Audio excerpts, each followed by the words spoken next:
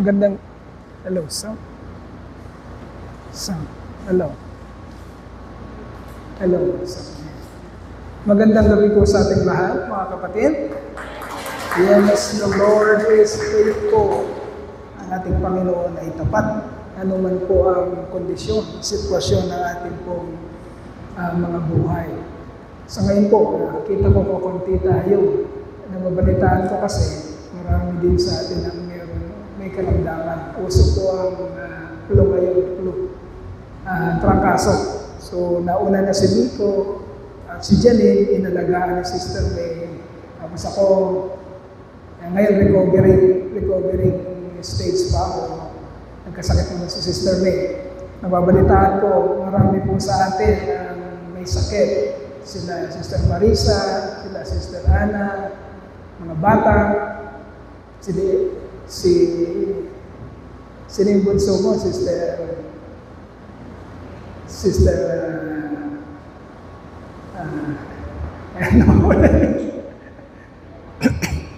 Mitch, sino yung bunso mo? May sakit yan. Sister Michelle, si Tantan, o sa Chan. Parang may nabalitaan ako gano'n. So,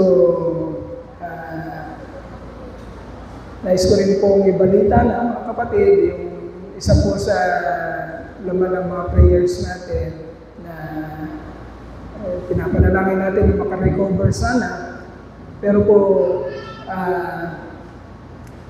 ang asawa po ni Pastor Cleo na si Sister Merly ay pumanaw na po kaninang alas 9 ng umaga.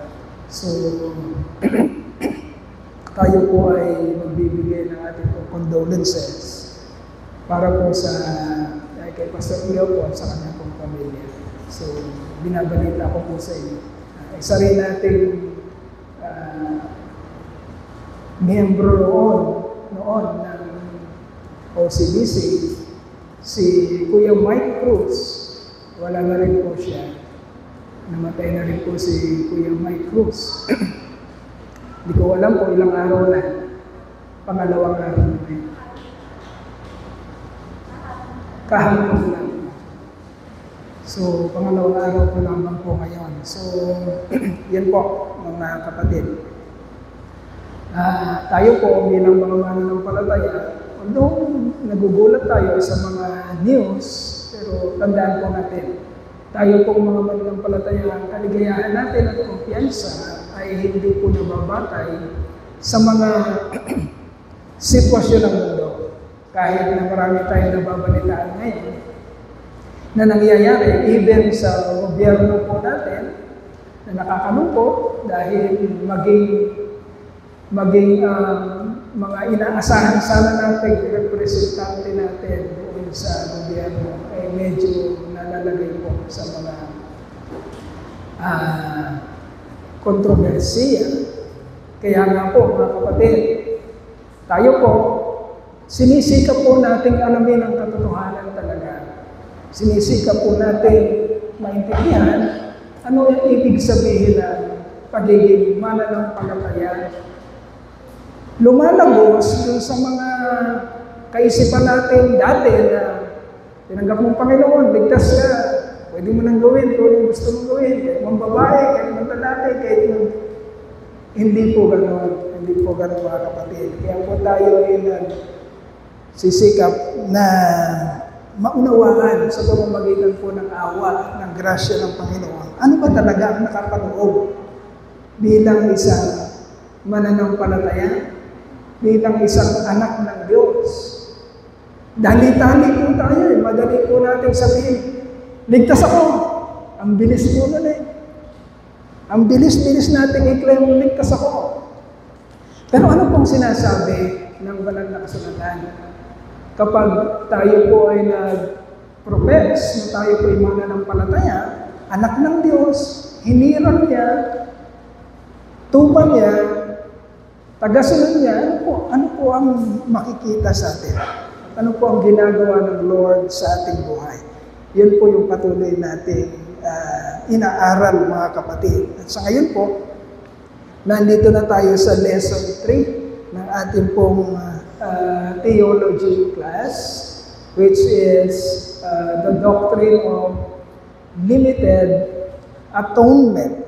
Limited atonement, meaning, ang katubusan na pinlano ng Diyos, mga kapatid, ay nakatakda. Tandaan po natin ang katubusan, kaligtasan na pinlano ng Diyos, hindi pa man nagsisimula ang sanlibutan, mga kapatid, ay nakatakda. Ang ibig kong sabihin ng nakatakda, pinpointed po yun. Meron pong punteriya yun.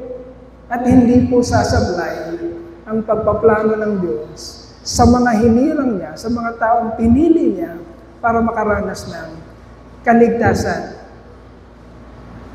Kaya mga kapatid, wag po tayong magugulat at wag tayong manghihinaan ng loob kapag nakakabalita tayo, lalo na ngayon sa ating bansang Pilipinas, na meron tayong mga sinasabing kapatid natin kuno sa sirkulo ng pananampalataya.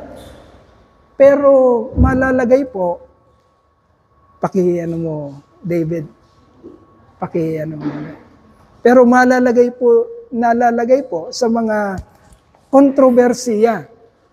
Papawisan po ako Huwag po tayong magtataka, mga kapatid, kung merong mga magke-claim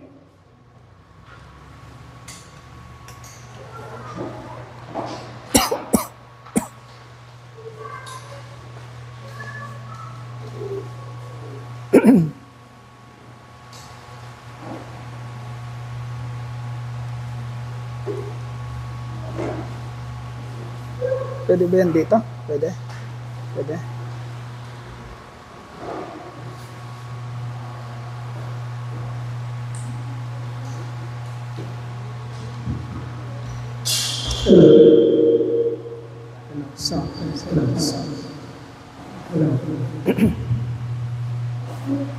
Yan. Bawasan.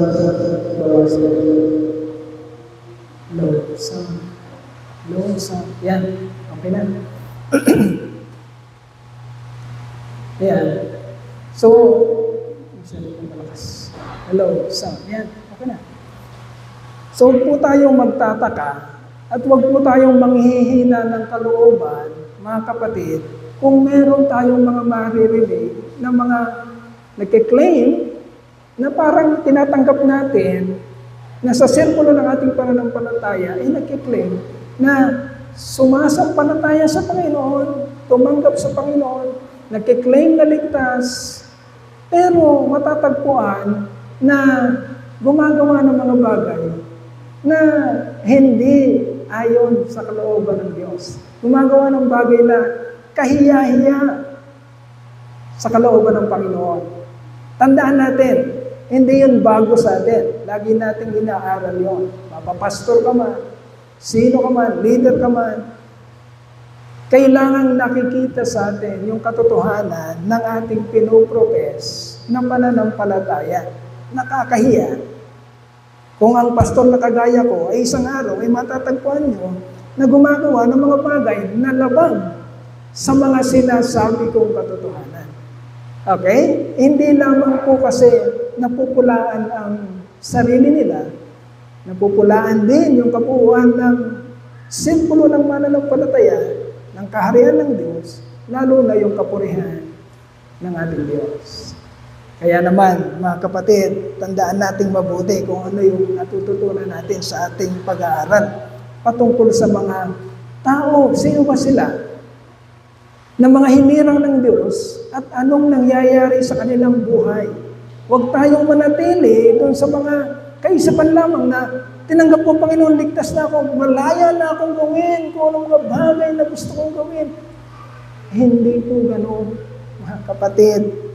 At ngayon po'y napapatunayan na natin sa nangyayari po sa ating sanlibutan, lalo pat sa ating bansa. Okay, limited atonement or nakatakdang katubusan ng mga tao ng Diyos, ng mga hinirang ng Diyos. Pupunta tayo sa katotohanan. Truth letter C. Pangatlong katotohanan. Truth letter C. Okay? Ano yung truth letter C o pangatlong katotohanan na pag-aaralan natin? Ang sabi po dyan, Christ's sacrificial and intercessory work as high priest is for those the Father had given him, not for the world. Okay. Kailangan po ngayon, malinaw na sa atin ito mga kapatid. Ang sabi po dyan, Christ's sacrificial and intercessory work as a high priest is for those the Father had given him, not for the world. Okay? Sa Tagalog, ang sakripisyo po at ang pananalangin ng pamamagitan ng Diyos, ng Panginoong Jesucristo sa Diyos ay para lamang, listen very carefully, ay para lamang sa mga tao na ibinigay ng Ama papunta kay Kristo. Hindi ito para sa lahat. Controversial po yan, pero yan po ang sinasabi ng katotohanan. At yan din po mismo ang binigas ng ating Panginoong Hesukristo. Hindi po nanggaling yan kanino man, kundi nanggaling yan mismo sa bibig ng ating Panginoong Hesukristo. Kung hindi magkakagayon mga kapatid, nakakatakot ang kalagayan ko ngayon. Kung naggagawa-gawa ako ng mga kaisipan o mga doktrina o mga teolohiya na hindi naman nakabase sa kung anong sinabi ng Panginoon, nakakatakot po ang kalagayan ni Pastor Doy. Bakit? Hindi papayag ang Lord. Hindi papayag na hindi mananagot si Pastor Doy. Kapag si Pastor Doy ang nagsasalita ng mga bagay na hindi naman consistent sa kung ano yung sinabi ng Panginoong Jesucristo. Okay? Kukonekta natin. Of course, mga kapatid, pakinggan natin mabuti. Mga bata, doon muna kayo sa likod para hindi kayo pansin. Kukonekta natin mga kapatid sa ating mga isip, sa ating mga paningin, ang kamatayan ni Jesus ay para sa lahat. Okay? Dapat maging ganon. Bakit? Kasi hindi natin alam kung sino talaga ang mga hinirang ng Diyos. Sino nakaalam sa atin kung sino yung hinirang ng Diyos? Wala. Kaya ang utos sa atin ng Biblia, ng salita ng Diyos is, go ye therefore throughout the nations, ipamalitan nyo ang gospel kanino man, napapanahon man o hindi, iyon ang utos sa atin ng Panginoon. Bakit? Kasi hindi natin alam sino ba talaga ang maliligtas at hindi maliligtas.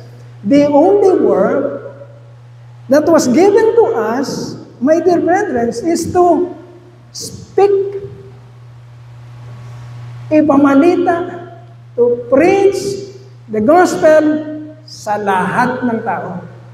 Okay? But the truth is, kagaya ng sinasabi ng Panginoon, ang kaligtasan o ang mabuting balita ay magiging matamis lamang o tatanggapin lamang ng mga taong hinirang ng Diyos, hindi pa man nagsisimula ang sanlibutan.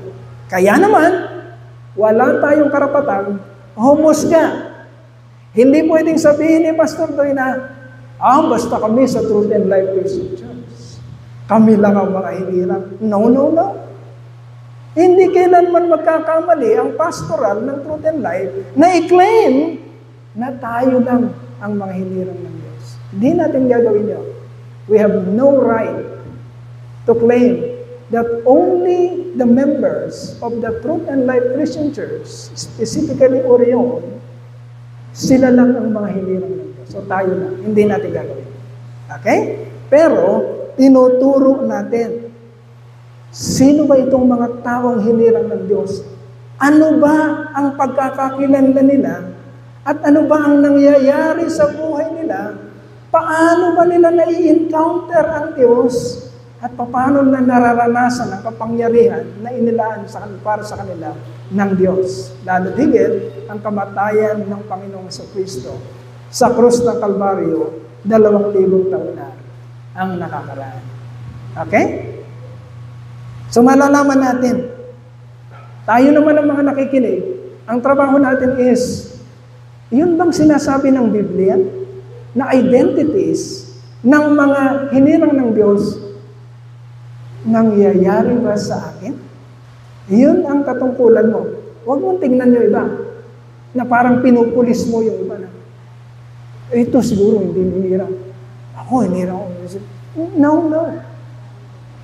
Wala itong turuan. Tingnan natin ang ating sarili. Tayo ba ay hinirang ng Diyos ayon sa kung anong sinasabi ng banal na kasulatan. Okay? So, Christ's sacrificial and intercessory work as high priest is for those the Father had given him, not for the world. Ano yung mga scriptures na ginagawa nating basis o batayan? Paano natin nasasabi na ang katotohanan na yan ay talagang tumpak?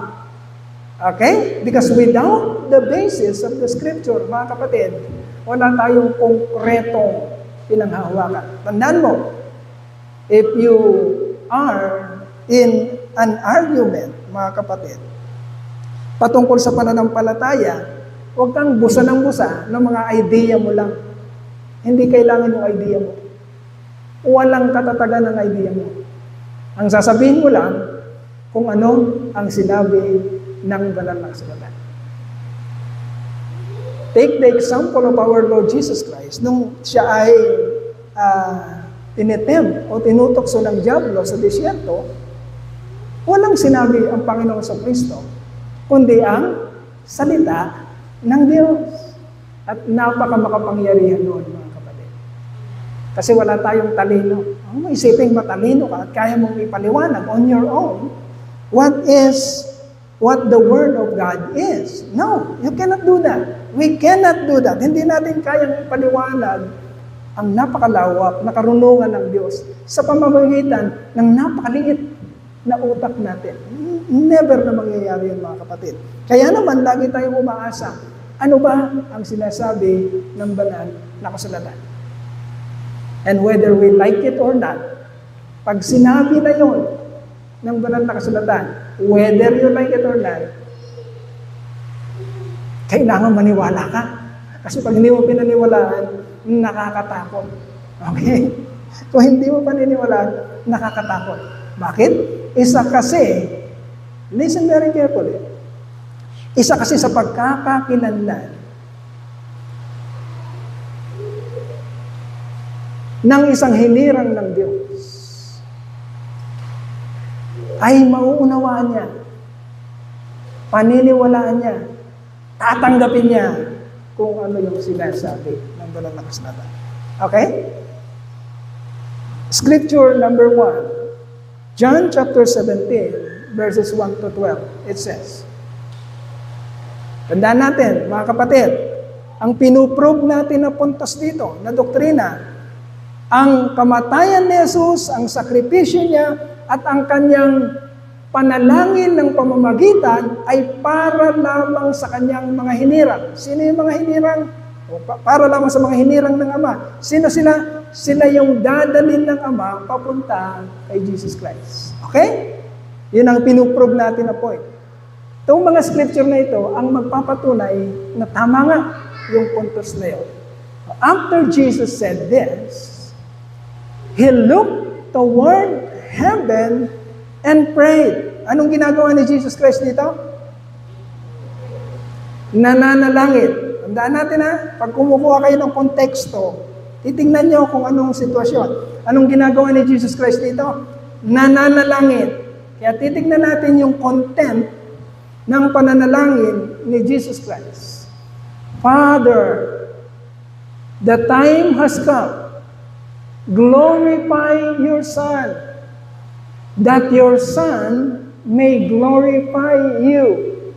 So ano yung panimulang panalangin ni Jesus Christ? Kanino siya nananalangin? Sa Diyos Ama. Okay? Ang panalangin niya, yung unang statement o unang content ng panalangin niya is, luwalhatiin mo ang anak. Luwalhatiin mo ang iyong anak. Para naman, ang anak mo ay maluwalhati kang pabalik. Okay? Yun ang unang content. Luwalhatiin mo ang iyong anak para naman maluwalhati ka ng anak pabalik. Okay? Ngayon, tatanungin natin sa ating sarili. Paano maluluwalhati ng ama ang anak? And in return, ang anak ay maluluwalhati pabalik ang kanyang ama. Ano ang mga events na mangyayari na magsisilbing dahilan para maluwalhati ng anak ang ama? Okay? Ganun ang pagkuha ng konteksto, mga kapatid. Verse 2. For you granted him authority over all people, that he might give eternal life to all those you had given him. Lumalabas na yung truth dito kaagad-agad. Sabi ni Jesus Christ habang nananalangin, sabi, luwalhatiin mo ang iyong anak para naman ang anak mo ay maluwalhati ka. Okay? Tapos sinabi niya, binigay mo sa akin ang kapangyarihan sa lahat ng tao. Ano daw ang extent ng kapangyarihan ni Jesus? Sa lahat ng tao. Okay? May kapangyarihan siya sa lahat ng tao. Ibig sabihin, I am sovereign, sabi ng Panginoong Jesucristo. Because you have given me the power and authority to be sovereign over all people, sa lahat ng tao. Pero ang tanong, kanino lang daw ibibigay ni Jesus Christ ang eternal life o buhay na walang hanggan? Anong sinasabi ng Scripture? Okay? Maliwanag mga kapatid. That He might give eternal life to all those you have given Him. Kanino lang daw bibigay ni Jesus Christ ang buhay na walang hanggan? Doon lang sa mga tao na ibibigay ng Ama papunta sa Kanya. Okay? Mapalad ka kapatid ha. Kung nakikita mong sarili mo na meron kang tunay na relationship sa Panginoon. Bakit? Meron kang buhay na walang hanggan. Kasi kung wala kang tunay na relationship sa Panginoon, wala kang buhay na walang hanggan. Magtatapatan tayo.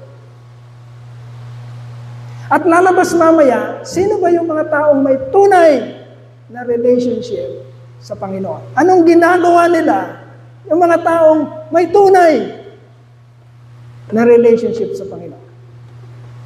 Okay? Verse 3. Now, this is eternal life. Ito ngayon ang buhay na walang hanggan, sabi ng Panginoong Jesucristo.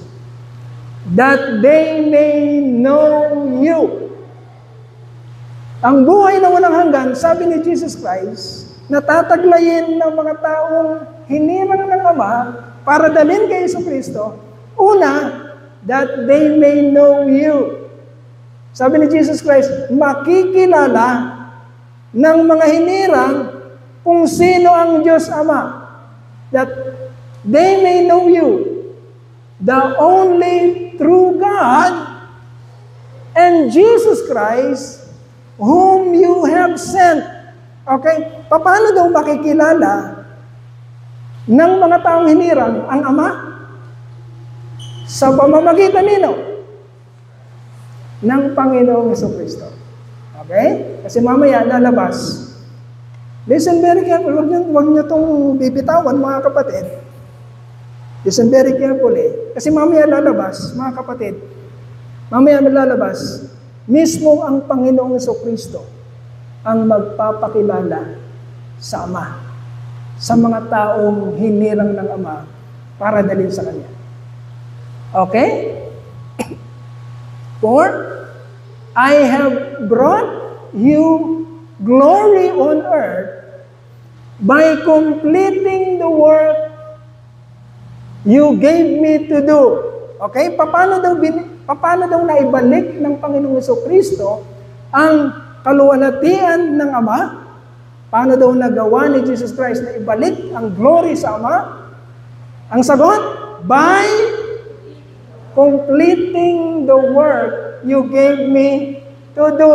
Now, the question is, ano yung trabaho na yon? Okay? Ano yung tinapos na trabaho na yon ng Panginoon? Remember, para magkaroon tayo ng background, ang pakikipag-usap ni Jesus Christ dito ay sa mga disipulo niya. Nangyari ito sa upper room. Pagkayari ng kanilang Last Supper. Kasi kinabukasan, mamamatay si Jesus Christ. Okay? Nandito sila sa upper room, pinapaliwanag ni Jesus Christ kung anong mangyayari sa Kanya at kung ano ang mangyayari sa Kanyang mga disipulo.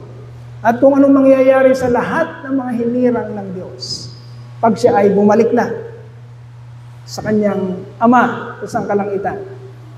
Okay? And then, ang tanong natin, ano ba yun? Ano ba yung trabaho ng Panginoon? Isa-isa, lalabas dito. Ano bang trabaho ng Panginoon sa Kristo? Verse 5, And now, Father, glorify me in your presence with the glory I had with you before the world began. Okay. Yung kaluwalhatian ba ni Jesus Christ? Kailan siya nagsimula? Yung glory niya. Before the world began. Okay? Pinahiram ni Jesus Christ ang kanyang glory o kanyang buhay. Ang kanyang buhay dito sa lupa. Ang sabi ni Jesus Christ, Father, glorify your Son with the glory I had with you before the time began. Ibig sabihin, mga kapatid, nung nagpaplano ang Diyos, Ama, kasama niya si Jesus Christ. Kailan sila nagplano? Before the world began. Anong pinagplanuhan nila? Tignan natin. I have revealed you to those whom you gave me out of the world. Kanino lang daw ni-reveal? Ano yung reveal sa Tagalog?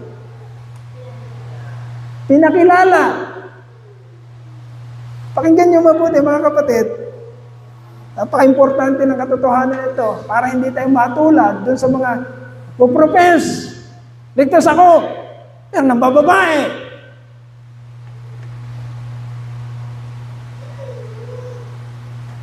Pero gumagawa ng mga karumalduman na nagiging kahihiyan ng kaharian ng Diyos. Nakakalungkot yun. Kaya pakinggan natin mabuti. Para makita natin, nandun ba ako sa right track? Nandun ba ako sa tamang daan? Hindi dating daan. Ha? Nandun ba ako sa tamang daan? Talaga bang doon ako napupunta? O nandun ako sa popular na gusto ng kaligtasan pero ayaw ng pagsunod? Yun ang popular eh. Gusto ng kaligtasan, pero ayaw ng pagsunod. Gusto sikat sa langit, gusto sikat din sa lupa. Walang ganon. Tandaan niyo, mga kapatid, walang ganon. Kailangan nating malaman ang katotohanan patungkol dito. I have revealed you to those whom you gave me out of the world. Ang makakakilala lang sa Diyos Ama sa pamamagitan ng kung sino ang Panginoong Jesucristo, mga kapatid, ay ang mga taong hinirang lamang ng Diyos. Pero tandaan mo kapatid huwag kang magsisino, wala kang karapatan. Sabi ni Pastor Ryan, meron lang daw, limitado lang daw ang atonement mamimili lang ako. No, no, no. Hindi mo kilala kung sino-sino ang mga hinirang ng Diyos. Wala kang pipiliin. Mayaman, mahirap, may ngipin o wala. Bata, matanda. Wala kang pinipili sa salvation, mga kapatid. Hindi ikaw ang pumili. Wala kang karapatang pumili. Ang Diyos ang pumili. Ang trabaho mo, ipamalita.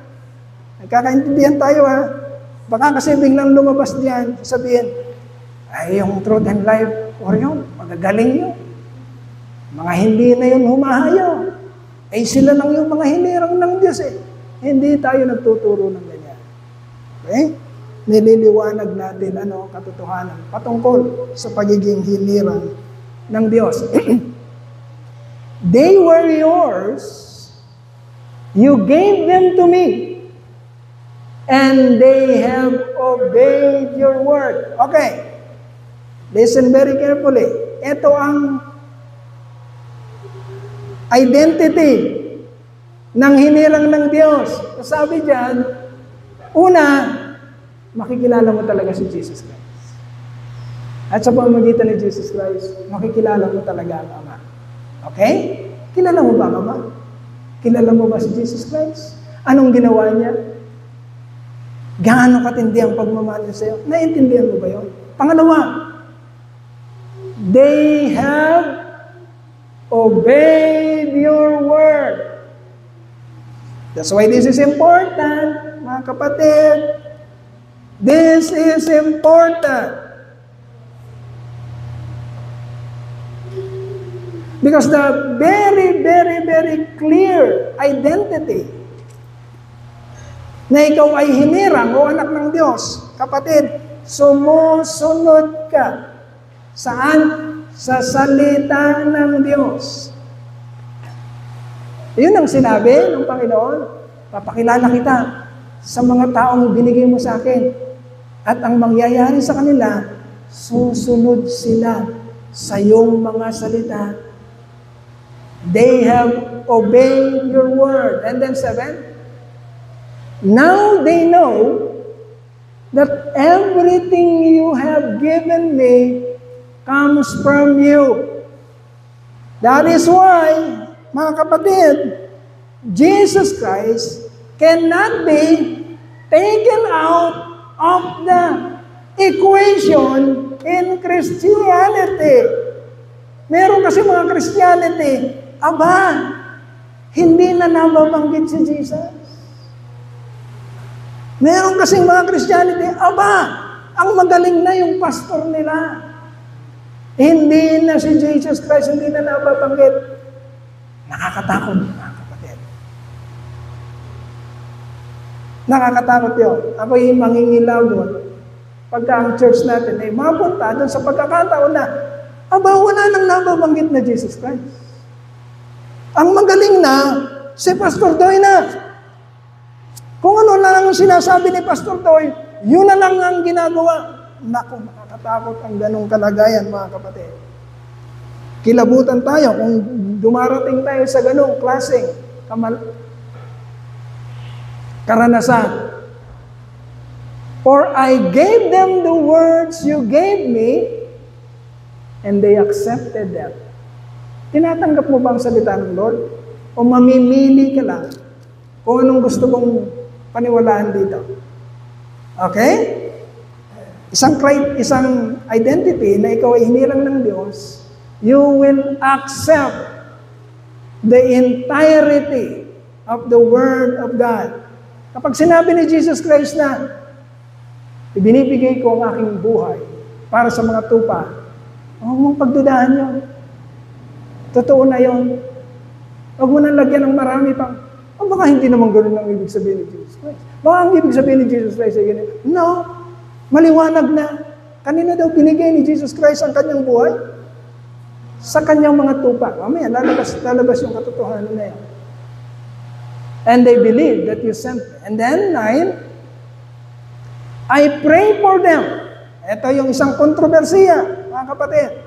Sabi ni Jesus Christ, I pray for them. Sino daw, para kanino daw yun? Sino daw yung them?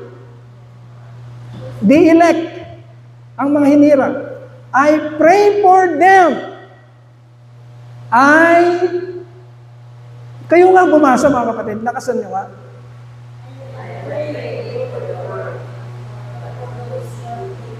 Okay. Si Jesus Christ ang nagsabi niyan, hindi naman si Pastor Doy. Ang sabi ni Jesus Christ, I pray for them. Pinapanalangin ko sila. Yung mga taong binigay mo sa akin.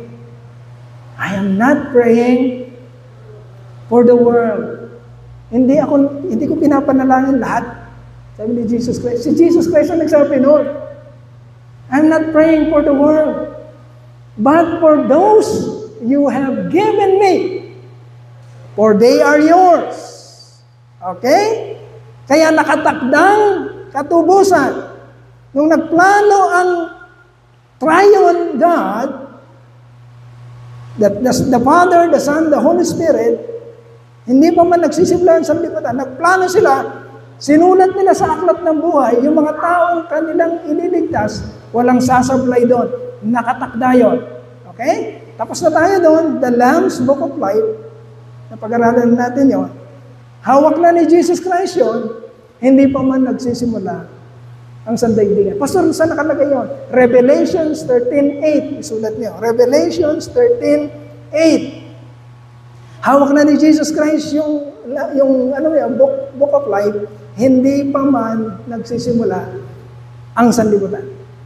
Okay? Revelations 13:8. I pray for them. I am not praying for the world, but for those you have given me, for they are yours. All I have is yours, and all you have is mine, sabi ni Jesus Christ. And glory has come to me through them. Okay? Eto na. Paano daw napunta kay Jesus Christ ang glory? Sino yung them? Ang mga hinirang ng Diyos. Tandaan mo, kapatid. Hinirang ka ng Diyos Ama para maging ano daw? Kapurihan, kaluwalhatian. Nino? Ni Jesus Christ. And the result is kapurihan ng Diyos Ama. Okay? Now, yun ang trabaho ng mga hinirang ng Diyos. Tatanong mo yan sa sarili mo. Kapag ba ako nasa trabaho, kapag ba ako nasa school, kapag ba ako nasa bahay, kapag ba ako nasa church, kapag ba ako nasa community, kapag ba ako nasa ang tingin ba ng madlang people sa akin ay kapurihan ni Jesus? Or paano ka magiging kapurihan ng Diyos? Sinabi mo, pastor ka. I am a pastor of a very big community of believers. Million kami. Pastor ako. And then isang araw, lumabas ang katotohanan. Kung sino ka, lumabas ang katotohanan. Aba, si Pastor Doy. Meron palang ulakadida.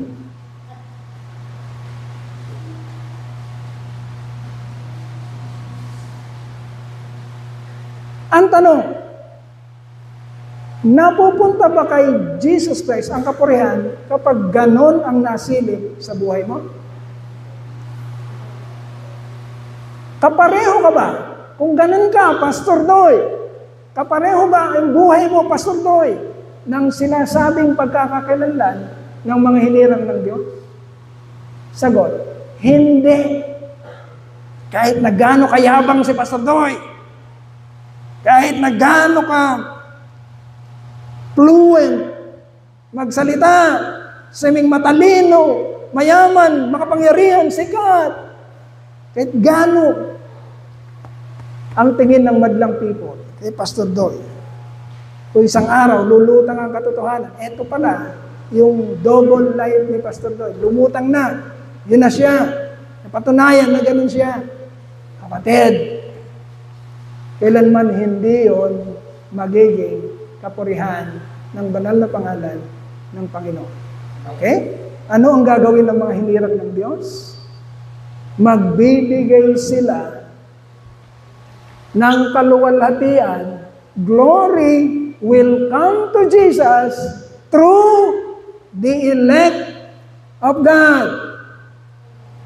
Kapag nakikita kayo ng sanlibutan, o sabihin na natin ng mga taong hindi pa naliligtas, na ililigtas pa lang ng Panginoon, pero hindi pa sila naliligtas, hindi pa sila nakakakilala sa Diyos, at nakita ka, ikaw ang ginagamit ng Diyos na batayan. Alam mo, I'm beginning to like the Christian world. I'm beginning to believe that there is really a God. Bakit mo naman nasabi? Kasi nakita ko si Lovely Joy.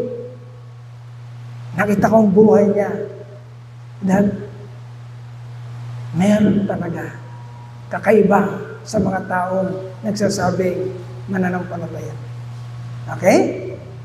Nagpapatotoo ang buhay mo para makilala, makita ang kaluwalhatian ng Diyos. Ganun bang nangyayari sa buhay mo, kapatid?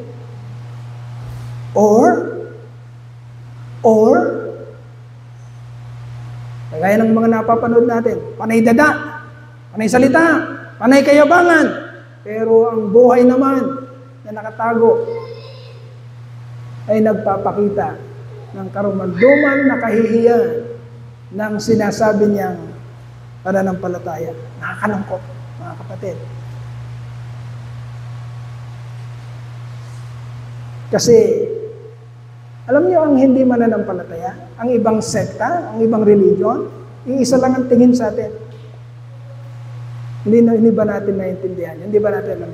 Pag sinabi natin, born again, lahat tayo na nakiklaim na born again, na Christian, ang tingin nila sa atin, pare-pareho.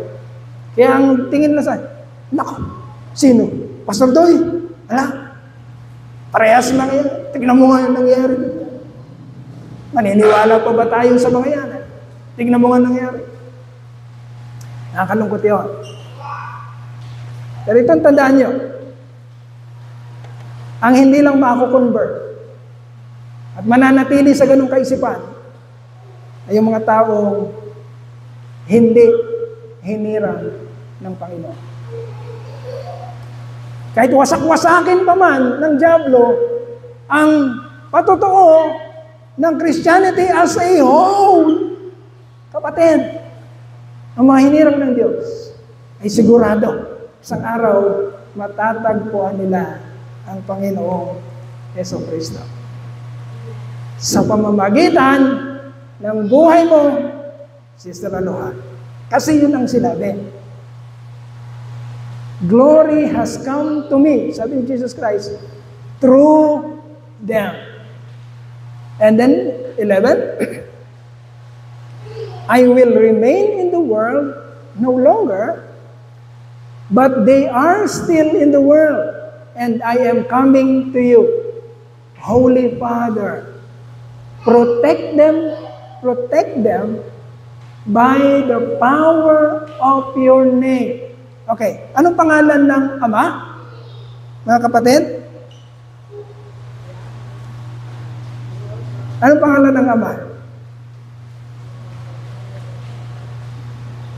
Ang sabi kasi ni Jesus sa prayer niya, Father, protect them by the power of your name. Kapatid, may kapangyarihan talaga ang salita, ang pangalan ng Diyos. Meron talaga.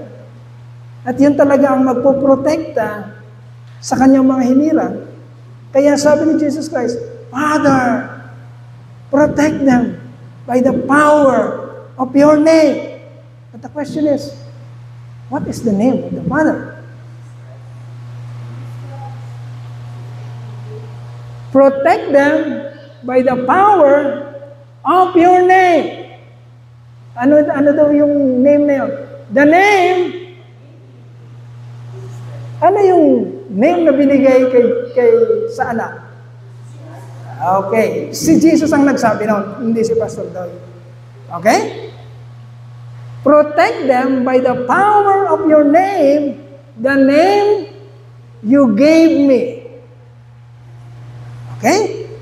The name Jesus Christ, mga kapatid,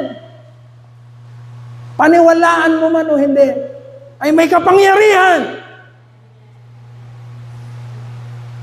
Nasusubukan mo ba yan, kapatid? May kapangyarihan. Walang ibang ibinigay sa silong ng langit. Acts chapter 4 verse 12, nasukat, ikaliligtas ng mga hinirang ng Diyos, maliban sa pangalang Yesu Cristo. Mga tumatawag kayo ng iba, Santa Ines, Santa ano.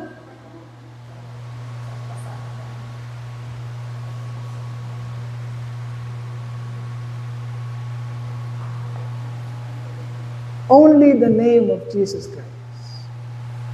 Okay? You can use that. You can use the name of Jesus Christ at all times, mga kapatid. Kung ikaw ay hinirang ng Diyos at nangangailangan ka na. Kunyari mo, si Pastor Noy, aakyat sa pulpito, talagang kabadong-kabado.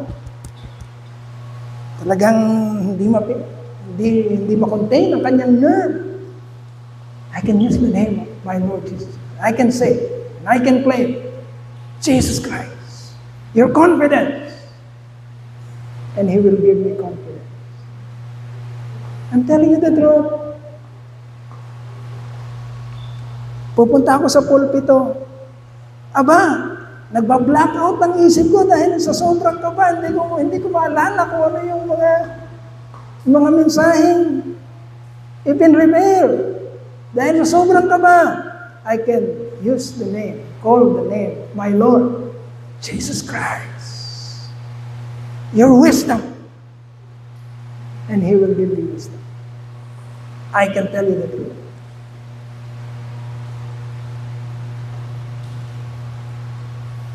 Kapag walang-wala na si Pastor Doy, parang alala talaga. At least 10 taon na ako, mga kapatid. At least 10 taon na ako bilang pastor. And I can testify.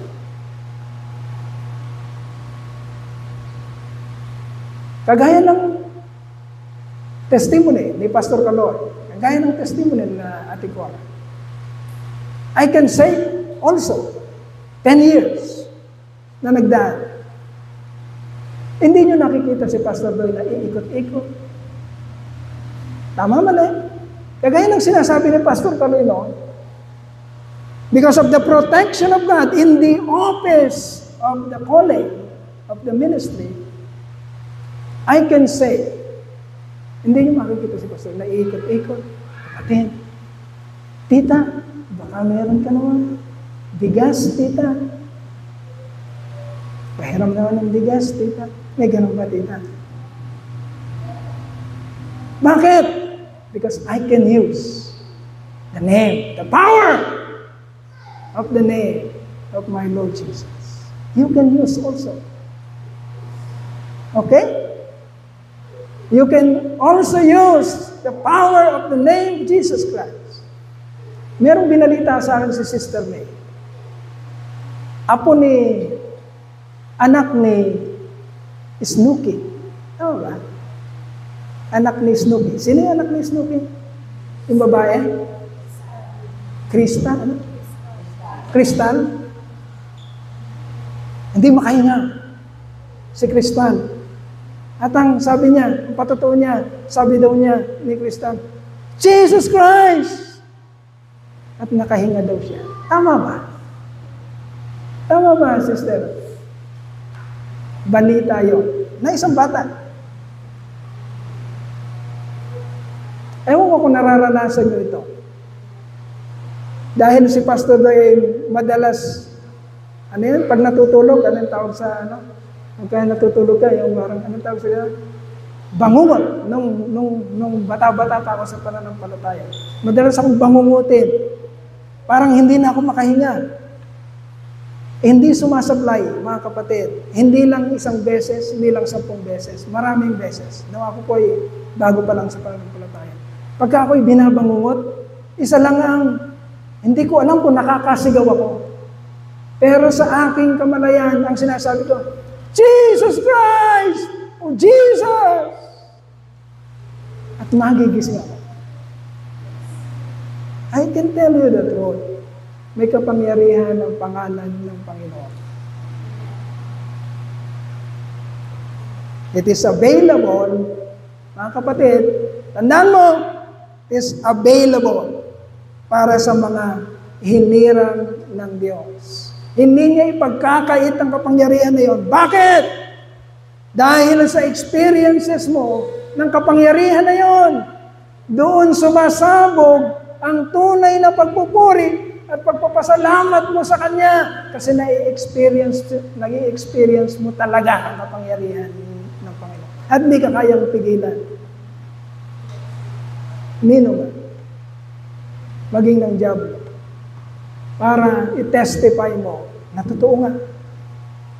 Kasi kung walang magte-testify noon, sino pang maniniwala? Kung hindi naman pala totoo na may kapangyarihan ang pangalan ng Panginoon.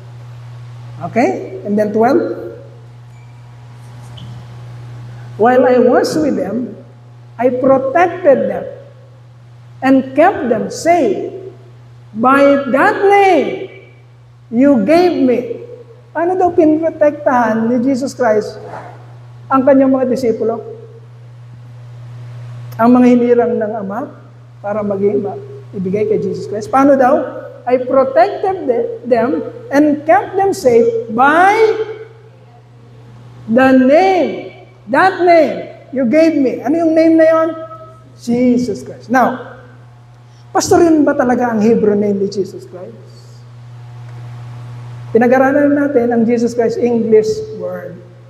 Okay? Ang Christ ay English. Ang Jesus ay English. Ano talaga yung pangalan Jesus Christ sa Hebrew, Bible? Yeshua. Okay? May pagkakaiba ba ang Jesus at Yeshua?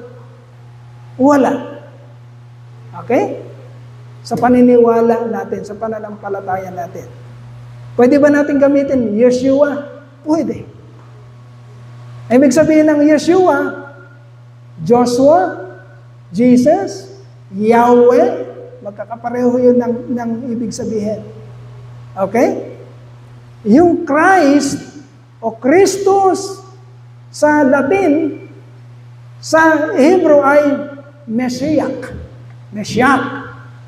Yeshua Messiah. Yan ang ibig sabihin yun ang pangalan ni Jesus Christ sa Hebrew. Okay? Pero hindi naman natin sinasabi na, yun ang gamitin mo. Kasi yun ang talagang pangalan. No. You can use any. You can use Yeshua. You can use Jesus Christ. It depends, mga kapatid, ano yung pananampalataya. Okay? Meron kasing gagamit din ng Jesus is God. Ayaw nating tumbukin. Ano? Sinasabi, Jesus is God. Kailangan, mga kapatid, maging makatotohanan ka kung pinagsisigawan mo yun. Or else, nandiyan kasi yung roaring lion. May sinasabi bang Biblia na merong nag-aabang, nangangalit, na once na pumunta ka sa court niya, dadakmain ka niya? Meron bang sinasabi ang Biblia? Meron, nandiyan ang kalaban.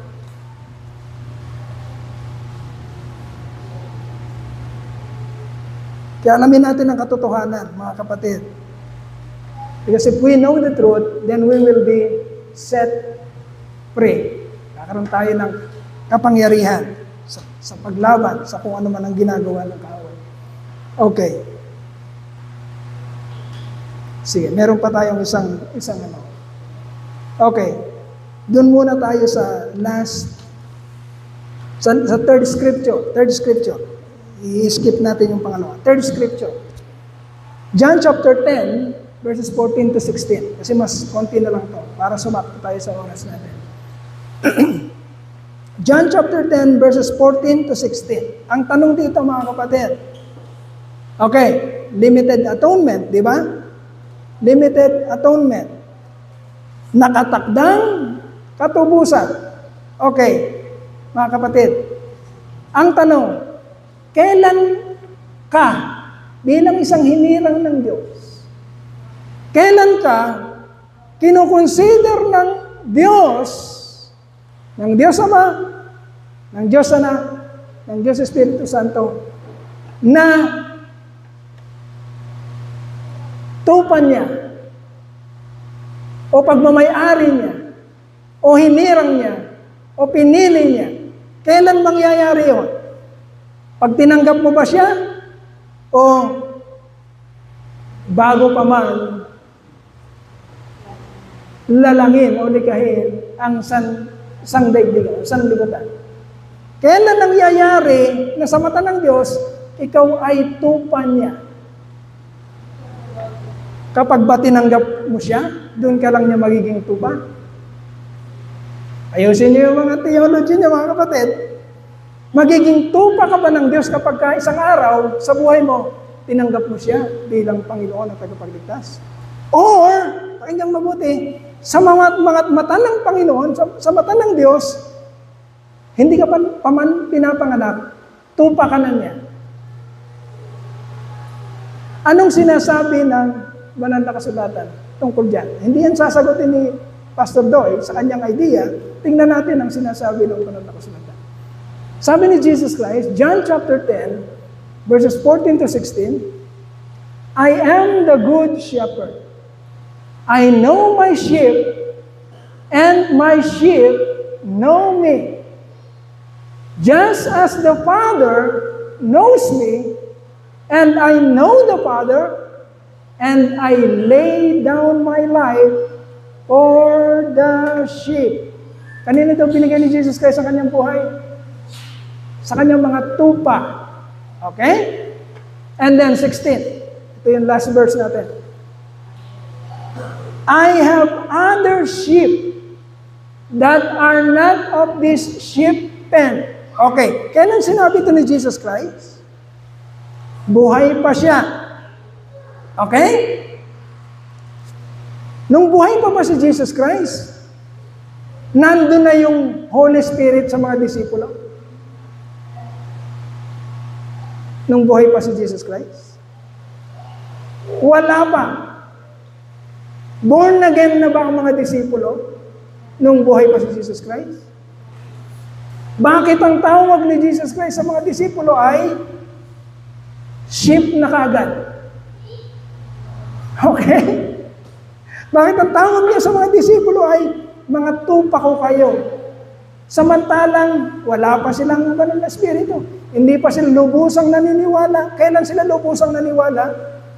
The day of Pentecost sa Acts. Nung bumaba sa kanila ang Espiritu, saan yun ang dilang apoy. Okay? Doon pa lang sila napuspos ng Banal na Espiritu.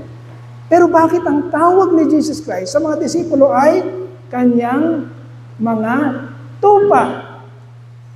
Sapagkat noon pa man, hawak niya ang aklat ng buhay, kilala na ni Jesus Christ kung sino ang sa Kanya. Okay? Hindi siya naghihintay si Jesus Christ na, sana naman isang araw, si Dia tanggapin ako. Hindi naghihintay si Jesus Christ na gano'n. Alam ni Jesus Christ, na tatanggapin ni Dia ang Panginoon. Tatanggapin ni Dia ang Panginoon sa Kristo. Isang araw, dahil siya ay tupa ng Diyos. The next question is, sabi ni Jesus Christ, I have other sheep. Sino pinatutungkulan niya dito? Sino yung sinabi niyang, etong mga tupa ko, ito yung mga disipulo niya, at yung mga hinirang ng Diyos sa Israel. Meron siyang sinabing, I have other sheep. Meron pa akong ibang mga tupa. Ang tanong, nahayuan na ba sila? Yung other sheep? Tinanggap na ba nila si Jesus Christ? Hindi ba kasama ka sa other sheep? Hindi ba kasama si Pastor Doy sa other sheep? Buhay na ba si Pastor Doy noon? Hindi pa. Pero tinawag na ng Panginoon na kanyang tupa. Libong taon pa ang darating bago tayo mag-uusap ngayon Pero tinawag na ng Panginoon ang mga tao na hinirang ng Ama kahit sa future na kanyang mga tupa. Ano ngayon ang sagot? Kailan kinonsider ng langit na tupa ka? Before the foundation of the world. Hawak na ni Jesus Christ ang mga pangalan ng mga taong hinirang ng Ama na maniniwala, mananampalataya at susunod sa Panginoong Kristo. Okay? Kaya naman, huwag niyo isipin na naligtas kayo dahil isang araw, magaling kayo kaysa sa iba. Dahil kayo, naintindihan niyo, kayo naniwala at kayo'y tumanggap. Hindi ganun. Hindi tayo mas magaling kaysa sa iba. Walang magaling. Wala kahit isa. Sabi ng Roma chapter 3, verse 23. All have sinned, fell short of the glory of God. Lahat nga ay nagwatak-watak. Walang pumapansin sa Diyos. Wala kahit isa. O bakit tayo nandito ngayon? Bakit tayo nandito ngayon, mga kapatid? Because before the world began, your name has been written in the Lamb's Book of Life. Doon sasabog ang iyong pagpupuri. Hindi ka nagpupuri na, buti na lang tinanggap ko ang Panginoon. No. Hindi mo tatanggapin ang Panginoon kung hindi ka kasama sa mga pangalan na nakasulat sa aklat ng buhay. Paano mo hindi tatanggapin? Because the natural man receiveth not the things of God. If God will not quicken your spirit, if God will not give birth to the Spirit in you, kapatid, mananatili kang natural man at wala kang may pagmamalaki sa harapan ng Diyos. But praise be to God. Papuri sa Panginoon. Yun ang dapat nating maintindihan as Truth and Life Christian Church. Dahil kabilang ka na isulat ang pangalan mo sa aklat ng buhay. Kaya nangyayari sa iyo at nararanasan mo ang mga bagay na pinagplanuhan ng Diyos at niloob niyang mangyari sa iyo, hindi pa man nagsisimula ang sandaigdigan. Marami pa niyan, mga kapatid. Purihin natin ang Panginoon. Pasalamatan natin. Tayo po yung manalangin. Hallelujah, hallelujah, hallelujah. O aming dakilang Ama, napakabuti mo po sa amin. Hindi ka tumitigil na ipaunawa sa amin ang iyong kabutihan. Salamat po. At bagamat kami hindi karapat-dapat, sino ba kami para pagtapunan mo ng inyong pong pagpapala at ng inyong grasya? Sino ba kami para maging kasangkapan mo, para makilala ka at maluwalhati ang banal mong pangalan sa mundo? Ama, salamat po. Salamat po.